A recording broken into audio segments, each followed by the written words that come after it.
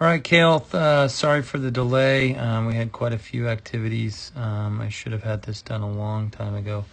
So we're going to look at your lower body. You're doing a great job with your back leg squat. So you're down at 99 degrees. That's really, really good. Let's look at how you control this inside move. Your hip gets inside very, very early. You're doing a great job setting up. I'd say you're doing a great job with that back leg. Back leg leaks a little bit.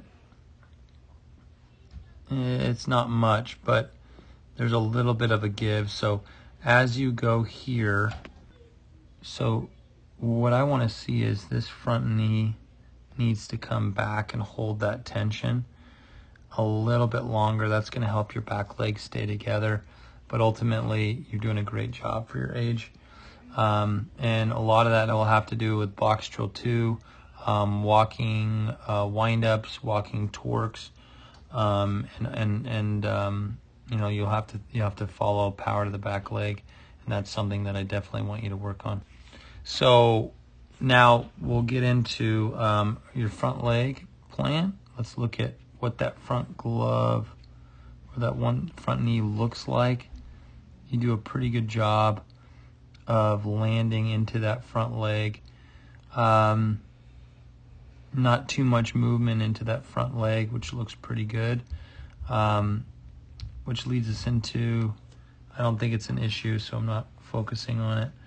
Leads us into your double anglet foot strike. You're at 109 degrees, which is great extension. I want it to be above 110, but you're doing a great job with your stride, which leads us into your lead leg block, which right here has a great angle on it, 152. You're doing a great job blocking that front leg while your upper body gets over. So you're doing a great job on that. That's not an issue. Posture at ball release. You're almost a C posture at release point. And what I'd like to see is this spine stay back a little bit. You're going to have the ability to minimize the amount of head movement. You can look at Tim Lincecum. Go on YouTube, look up Tim Lincecum, and watch how much his upper body stays back so that he can maintain his spine in a more of a comfortable position of where he releases the ball. And this is going to help you kind of rotate around it. I think you need to do a better job of rotating. Part of that comes from this front glove dropping down too much, and there's not as even as a rotation as I would like out of that spine. And I think a lot of it has to do with, you know, your change in spine. It's moving, and that's the center of your axis. Basically, that's where you rotate from. So like the earth has an axis and it rotates around it.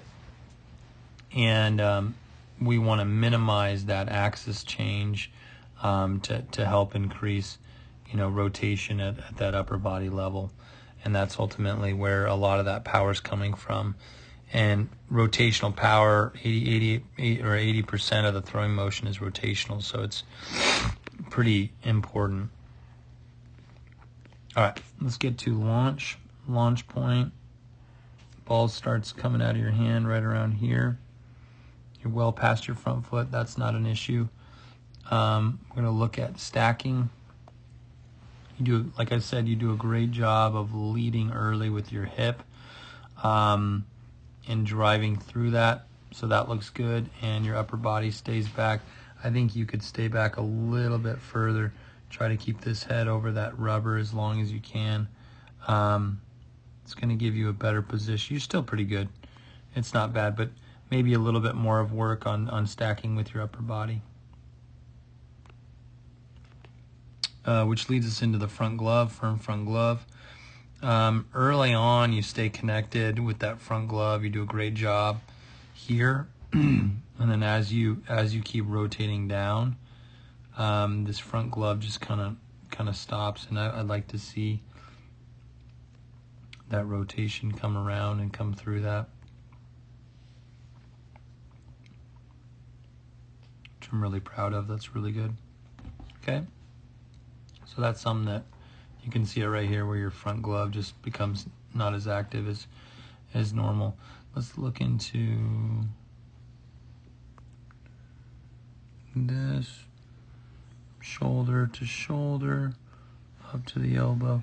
It's a little bit of the elevated, it's a fancy word, distal humerus. Your elbow's a little bit low, and it looks low back in here. You do get the scap load pretty well, but even here, if I take that angle off of your shoulders, even here, this is a little bit low on that end, and then on the front end, this is forcing your elbow to come up and drive through. But part of it has to do with this front glove not staying as tight, and that's where that increased stress on that elbow and that shoulder is coming from. There'd be better rotation if that front glove took over a little bit, and your elbow would stay lower. So you definitely have a high elbow. All right, we're going to get into chest extension. That's that drive out of that. 50 degrees. You do a great job. I mean, that's really, really good. There's a lot of great things that you're doing.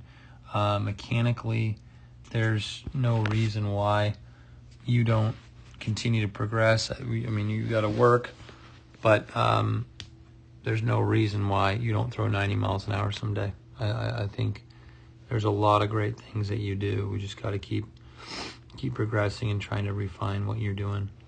All right, chest extension. The last thing that we're going to work on is the arm fly out.